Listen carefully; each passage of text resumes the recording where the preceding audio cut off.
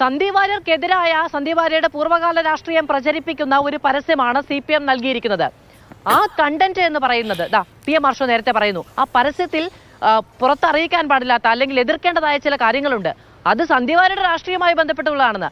ആ രാഷ്ട്രീയം നിങ്ങളുമായി ബന്ധപ്പെട്ടിട്ടുള്ളതാണ്.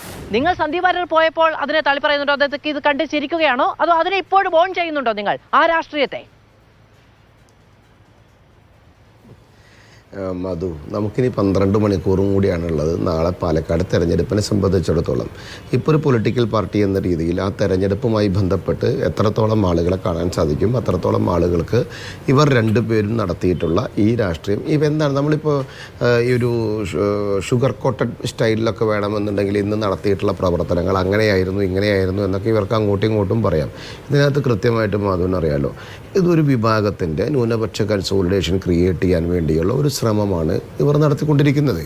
SDP പോലെയുള്ള സംവിധാനങ്ങൾ നോട്ടീസ് അടിച്ച് വിതരണം ചെയ്തതും അത് ആർക്ക് വേണ്ടി ഇവർ ഉപകരിച്ചു എന്നുള്ളതും അതൊക്കെ നിങ്ങളുടെ റിപ്പോർട്ടർക്ക് പാലക്കാട് അറിയാലോ കൃത്യമായിട്ട്. BJP വരാതിരിക്കാൻ, കഴിഞ്ഞ തവണ BJPയെ വരാതിരിക്കാൻ നമ്മൾ എന്ത് ചെയ്തോ അത് ഇത്തവണയും ചെയ്യണം. ആർക്ക് ചെയ്യണം?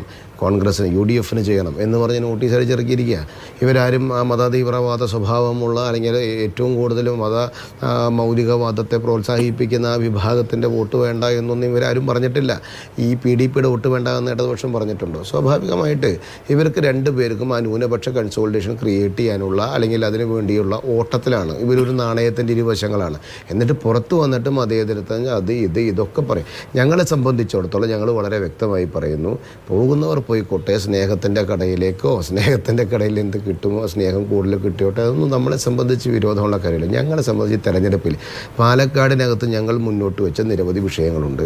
ഇവിടെ നിയമസഭയിൽ മത്സരിച്ച് ജയിച്ച് എത്ര വർഷമായിട്ട് ഭരിച്ചിരുന്ന MLA ശ്രീ ഷാഫി പറമ്പിലും അതുപോലെ തന്നെ പാലക്കാടിൻ്റെ മന്ത്രിയായിട്ടുള്ള ബഹുമാനായ ശ്രീ MP രാജേഷും അതുപോലെ തന്നെ പാലക്കാടിലെ മറ്റൊരു മന്ത്രിയായിട്ടുള്ള ശ്രീ ചിറ്റൂരുള്ള ശ്രീ കൃഷ്ണൻകുട്ടിയേട്ടനും ഇത്യാദി ആളുകൾ 3 പേരും ശ്രീകണ്ഠൻ MP ഉണ്ടായിരുന്നിട്ടും പാലക്കാട് ഇന്ന് 100% പിന്നോക്കാവസ്ഥയിലേക്ക് നിൽക്കുന്നത് അവിടെ നടത്തിയിട്ടുള്ള കൃത്യമായിട്ടുള്ള രാഷ്ട്രീയ ഇടപെടൽ കാരണം അവിടെ വളർത്താതിരിക്കുന്ന ഒരു ചക്കുളത്തി പോരാട്ടമാണ്. അതല്ല വേണ്ടത്. അടിസ്ഥാന പ്രശ്നങ്ങൾ പരിഹരിക്കപ്പെടാത്ത ഏറ്റവും ദയനീയ അവസ്ഥയിലേക്കാണ് പാലക്കാട് മണ്ഡലം നിൽക്കുന്നത്. പ്രായരിയിലും മാത്തൂരും കണ്ണാടിയും അടക്കമുള്ള സ്ഥലങ്ങളിൽ, മുനിസിപ്പാലിറ്റി അടക്കമുള്ള സ്ഥലങ്ങളിൽ ഇന്നും പ്രതിസന്ധികളുടെ അനുഭവിക്കുന്ന ഒരവസ്ഥ ഉണ്ടാവുക എന്ന് പറഞ്ഞാൽ അടിസ്ഥാന സൗകര്യം ഒരുക്കി കൊടുക്കുന്നതിൽ പോലും ഈ കോൺഗ്രസിൻ്റെ നേതാവിന് സാധിച്ചിട്ടില്ലെന്ന്. എന്നാൽ അതിനെ കൂട്ടിപ്പിടിച്ച് മുന്നോട്ട് പോകാൻ ഈ ഇടതുപക്ഷത്തിനും സ്നേഹമൊന്നും ഉണ്ടായിട്ടില്ല പാലക്കാടിനോട്. പാലക്കാട് മന്ത്രി തദ്ദേശ സ്വയംഭരണ സ്ഥാപനങ്ങളുടെ മന്ത്രിയല്ലേ. അപ്പോൾ ഇതിലൊക്കെ ഇവർ നടത്തിയിട്ടുള്ള സൂത്രപ്പണികൾ കൃത്യമായി ജനങ്ങളെ ബോധ്യപ്പെടുത്തുക. 1.5 വർഷം ഞങ്ങൾ ചോദിച്ചിട്ടുള്ളൂ. ആ 1.5 വർഷം ഞങ്ങളുടെ പ്രോഗ്രസ് കാർഡിൽ നിങ്ങൾ മാർക്കിടുക.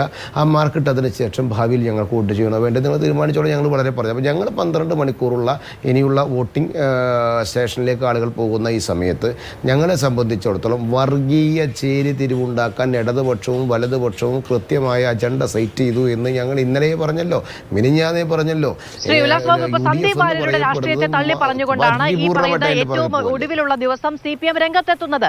CPM അതിനു വേണ്ടിയുള്ള സന്നാഹങ്ങളും അതിനുവേണ്ടിയുള്ള പരിശ്രമവുമാണ് കൂടുതലായി നടത്തുന്നത്. നിങ്ങളുടെ കൂട്ടത്തിൽ നിന്ന് ഇറങ്ങിപ്പോയ ഒരാളാണ് അദ്ദേഹം. ഒരുപക്ഷെ നിങ്ങളുടെ ഭാഗത്ത് നിന്ന് കൂടുതലായി കോൺഗ്രസിന് സമാഹരിച്ചു കൊടുക്കുമെന്ന് പറയുന്ന വോട്ടുകൾ നിങ്ങളിലേക്ക് തന്നെ ഉറപ്പിക്കാൻ ഈ പരസ്യവും ഈ പ്രചാരണവും നിങ്ങൾക്ക് സഹായകരമാകും എന്ന് വിചാരിക്കുന്നുണ്ടോ? ഒന്നുമില്ല, ഇവിടെ നിന്നും ഒന്നും സമാഹരിക്കാനില്ല മാധു. അദ്ദേഹം പറഞ്ഞത് അദ്ദേഹം സ്നേഹത്തിൻ്റെ കടയിലേക്ക് പോയി എന്നുള്ളതാണ്. മാധുവിനോട് ഒരൊറ്റ മിനിറ്റിൽ 65 സെക്കൻഡ് കഴിഞ്ഞാൽ മാധു കട്ട് ചെയ്തോ, ഞാൻ പറയുന്ന വാക്ക് കഴിഞ്ഞിട്ടില്ലെങ്കിൽ. അതായത് സന്ദീപ് പോയത് സ്നേഹത്തിൻ്റെ കടയിലേക്ക് എന്നാണ് പറയുന്നത്. സന്ദീപിൻ്റെ സ്നേഹത്തിൻ്റെ കടയിൽ എന്താ അക്രമങ്ങൾ നടക്കുന്ന സമയത്ത് ഈ സ്നേഹത്തിൻ്റെ കടയിൽ സ്നേഹം ഉണ്ടായിരുന്നില്ലേ? ഇവിടെ ഏറ്റവും കൂടുതൽ അടിയന്തരാവസ്ഥ കാലത്ത് വിഷയമുണ്ടാക്കിയതും സിഖ് കൊലപാതകങ്ങൾ നടത്തുന്ന സമയത്തൊന്നും ഈ സ്നേഹമൊന്നും അവർക്കുണ്ടായിരുന്നില്ല. ഇപ്പോൾ സ്നേഹത്തിൻ്റെ കടയിലുണ്ട്. അവരുടെ കട എന്ന് പറയപ്പെടുന്നത് സ്നേഹത്തിൻ്റെ അല്ല, അവരിൻ്റെയും മലരിൻ്റെയും കുന്തിരിക്കത്തിൻ്റെയും കടയാണ്. ഞങ്ങളുടെ കട എന്ന് പറയപ്പെടുന്നത് വികസനത്തിൻ്റെ കടയാണ്. അത് സ്കിൽ ഡെവലപ്മെൻറ്റാണ്. 3800 കോടി രൂപ പാലക്കാടിൻ്റെ പദ്ധതി കൊടുത്തതാണ്. 70 വയസ്സ് കഴിഞ്ഞ അമ്മമാർക്കും അച്ഛന്മാർക്കും കൊടുത്തുള്ള 5 ലക്ഷം രൂപയുടെ പദ്ധതിയാണ്. അത് മൈക്രോ സ്മോൾ സ്കെയിൽ ഇൻഡസ്ട്രീസിൻ്റെ നേതൃത്വത്തിലുള്ള പാവപ്പെട്ട വളർന്നു വരുന്ന യുവജനങ്ങൾക്കടക്കമുള്ള വിദ്യാർത്ഥികൾക്കടക്കമുള്ള ആളുകൾക്ക് വളർന്നു വരുന്ന സ്റ്റാർട്ടപ്പ് പദ്ധതികളുടെ കടയാണ്. ഇത് കൃത്യമായിട്ടുള്ള വികസനത്തിൻ്റെ കടയാണ്. അത് കർഷകൻ്റെ ഫസൽ ഭീമ യോജന ആയിക്കോട്ടെ, കിസാൻ സമ്മാൻ നിധി ആയിക്കോട്ടെ, ഏത് കാര്യമാണെങ്കിലും ഞങ്ങൾ ജൽജീവൻ പദ്ധതി അടക്കം കൃത്യമായി നടപ്പിലാക്കും. മനസ്സിലാക്കും. കമ്മ്യൂണിസ്റ്റ് പാർട്ടിയുടെ കട എന്ന് പറഞ്ഞാൽ മാഷാള്ള സ്റ്റിക്കർ കൊടുക്കുന്ന കടയാണ്. അവിടെ ജാഗ്രത മതി ഭയം വേണ്ട എന്ന് പറയപ്പെടുന്ന കഥയാണ്. കാരണഭൂതൻ ഈ വീടിൻ്റെ ഐശ്വര്യം എന്ന് പറയപ്പെടുന്ന കഥയാണ്. അവരൊക്കെ നടത്തുമ്പോൾ ഞങ്ങളിവിടെ വികസനത്തിൻ്റെ കട തുറന്നിട്ടുള്ള ശ്രീ മെട്രോമാൻ ശ്രീധരൻ നടപ്പിലാക്കാൻ തീരുമാനിച്ചിട്ടുണ്ട്. ഈ പറയുന്ന കാര്യങ്ങളൊക്കെ ഈ വികസനം, നാടിന്റെ നന്മ, ഒപ്പം നിൽക്കും, കൂടെ നിൽക്കും, ചേർത്ത് പിടിക്കും തുടങ്ങിയ കാര്യങ്ങളൊക്കെ ഇലക്ഷൻ അവസാനിക്കുന്നത് വരെ കാണുകയുള്ളൂ. കാരണം വയനാട്ടിൽ അങ്ങനെയാണ് കാണുന്നത്. വയനാട്ടിൽ ഇന്നിപ്പോ നിങ്ങളുടെ ഏറ്റവും പ്രധാനപ്പെട്ട നേതാക്കന്മാരിൽ ഒരാളായ വി മുരളീധരൻ പറയുന്നു, ഇവിടെ ഒരു 3 വാർഡിനല്ലേ സംഭവിച്ചിട്ടുള്ളൂ, നാട് മുഴുവൻ ഒളിച്ചുപോയെന്ന് പറയേണ്ട കാര്യമില്ല എന്ന് പറഞ്ഞതിനെ നിസ്സാരവൽക്കരിക്കുന്നു. അതിന് തൊട്ടു മുൻപ് കെ വി തോമസിന് കേന്ദ്രം അയച്ച കത്തിൽ ഇത് ദേശീയ ദുരന്തമായി പ്രഖ്യാപിക്കണമെന്ന ആവശ്യം കേരളം ഉന്നയിച്ചത് നിരാകരിക്കുന്നു. മാധു, അതിന് എനിക്ക് സമയം തരികയാണെങ്കിൽ ഞാൻ മാധുവിനോട് കൃത്യമായി പറഞ്ഞു തരാം. ദേശീയ ദുരന്തമായിട്ട് ഇങ്ങനൊരു വിഷയത്തെ പ്രഖ്യാപിക്കാൻ സാധ്യമാകില്ല എന്നുള്ളത് എനിക്കും അറിയാം, മാധുവിനും അറിയാം.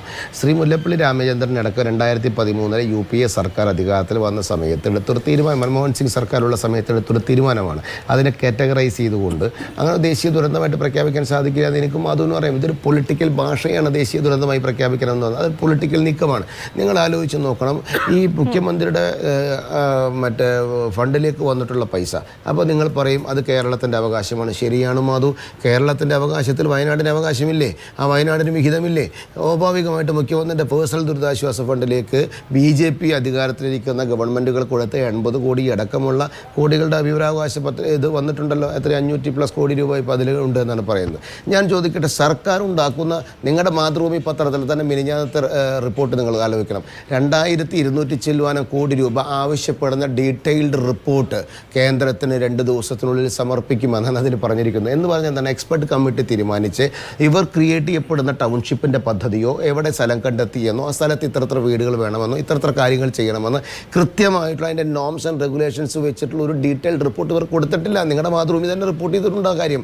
ഇവർ അത് കൊടുക്കാതെ ഇതിന് BJPക്ക് വയനാട് എന്ന് പറയപ്പെടുന്നത് ഒരു എന്താ പറയുക ഇലക്ട്രൽ ടൂളല്ല മാതൃ.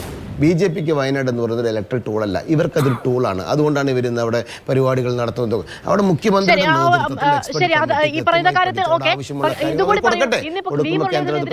ദുരന്തത്തെ നിസാരവൽക്കരിച്ച് കണ്ടതോ? വി മുരളീധരൻ ഈ ദുരന്തത്തെ നിസാരവൽക്കരിച്ച് കണ്ടതോ? 3 വാർഡിൽ മാത്രമല്ലേ ഈ സംഭവം ഉണ്ടായിട്ടുള്ളൂ എന്ന്? അങ്ങനെ നിസാരവൽക്കരിച്ച് കാണാൻ കഴിയുന്ന ജനനാശമാണോ നമുക്കവിടെ ഉണ്ടായിട്ടുള്ളത്? അങ്ങനെയാണെങ്കിൽ ഞാനൊരു കാര്യം ചോദിച്ചോട്ടെ. ഞാൻ വയനാട് ദുരന്തത്തുമായി ബന്ധപ്പെട്ട് യാതൊരു വിധ കാര്യത്തിലും പക്ഷേ അവിടുത്തെ ആളുകൾ അനുഭവിച്ച വേദനയല്ല പറയുന്നത്.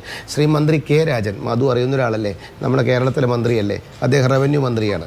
അദ്ദേഹം പറഞ്ഞ കാര്യം നിങ്ങളൊന്ന് കുറച്ച് നാൾ മുൻപ് നിങ്ങളുടെ ബൈറ്റുകളൊന്ന് എടുത്തു നോക്കൂ. അദ്ദേഹം എന്താ പറഞ്ഞത്?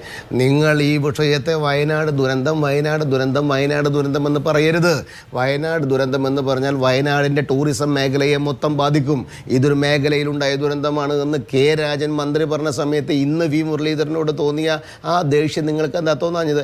അതിനെ നിങ്ങൾ അങ്ങനെ കാണണ്ട. അതിലെ രാഷ്ട്രീയമാണ് മാധു സംസാരിക്കുന്നത്.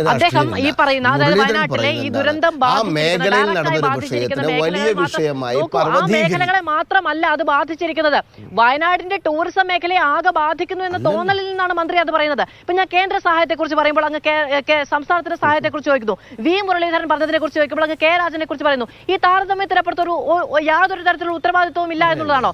കേന്ദ്ര സംഘങ്ങൾ വന്ന് പരിശോധന നടത്തി പോയതിന്റെ പേരിൽ മാത്രം അസമിനടക്കം, ത്രിപുരയ്ക്കടക്കം, ഹിമാചൽ പ്രദേശിനടക്കം, സിക്കിമിനടക്കം, തമിഴ്നാടിനടക്കം, രാജസ്ഥാനടക്കം നൽകിയ സഹായങ്ങളുടെ പട്ടികയൊക്കെ ഉണ്ടല്ലോ. ഇതിൽ ഇത്രയും കാലം ശരി പോട്ടെ, ദേശീയ ദുരന്തം എന്ന് പ്രഖ്യാപിക്കാൻ കഴിയില്ല എന്ന് പറയുന്നു. അങ്ങനെയാണെങ്കിൽ ഇത്രയും കാലം ഇതിലെടുക്കുന്ന കാലതാമസം എന്തുകൊണ്ടാണ്? മധു ചോദ്യങ്ങൾ മുഴുവൻ ചോദിച്ചിട്ട് അപ്പുറത്തെ ആളുകളിലേക്ക് പോകരുത്. എനിക്ക് മറുപടി പറയാനുള്ള ആവശ്യം തരണം. മധു, നിങ്ങളിതിനെ മറ്റ് സംസ്ഥാനങ്ങളിൽ കൊടുത്ത കാര്യങ്ങളുമായിട്ട് സാമാന്യവൽക്കരിച്ചിട്ട് കാര്യമില്ല. ഒരു സർക്കാർ എന്ന് പറയപ്പെടുമ്പോൾ ആ സർക്കാരിൻ്റെ ചെയ്യേണ്ട ഉത്തരവാദിത്തങ്ങളുണ്ട് എന്ന് പറഞ്ഞാൽ സംസ്ഥാന സർക്കാരിൻ്റെ നേതൃത്വത്തിലുള്ള കൃത്യമായിട്ട് നല്ല ഫണ്ടുണ്ട് കേട്ടോ മധു. നിങ്ങളത് മനസ്സിലാക്കണം. ഈ ഫണ്ട് ഇവർ വാങ്ങിച്ചു വെച്ചിട്ടുണ്ട്, പല സ്ഥലത്ത് ഇവർക്ക് കിട്ടിയിട്ടുണ്ട്, സുമനസ്സുകൾ കൊടുത്ത ഫണ്ടുകളുണ്ട്.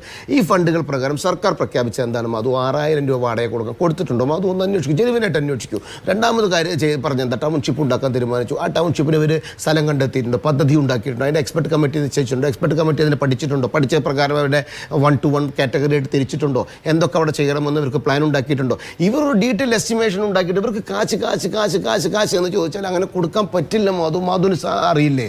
അപ്പോൾ സ്വാഭാവികമായിട്ടൊരു സർക്കാർ ചെയ്യേണ്ട കൃത്യമായി നിർവഹിക്കുക. അത് പ്രൊഫഷണലി അത് ചെയ്യാനുള്ള കപ്പാസിറ്റി അഡ്മിനിസ്ട്രേഷൻ ഇല്ലേ?